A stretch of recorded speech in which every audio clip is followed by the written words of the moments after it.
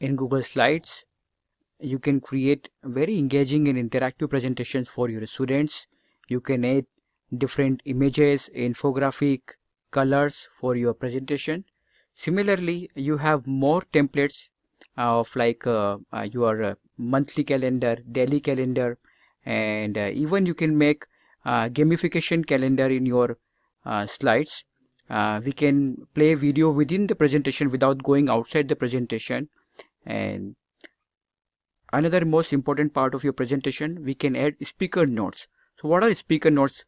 For example, whenever we are giving presentations, for teachers to remember all the facts and figures, it's very difficult in case if you are giving a presentation either on Zoom or Meet, or even if you are using projector in the classroom, it becomes very difficult to remember all the facts and figures.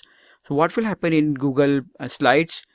Students will see this information, this slide, which is the main slide, and whereas in your laptop you can see all the relevant details that you need to refer while giving the presentation. Similarly, we can conduct the audience poll, we can collect inquiries, we can collect queries from the students by using audience tools in the presentation.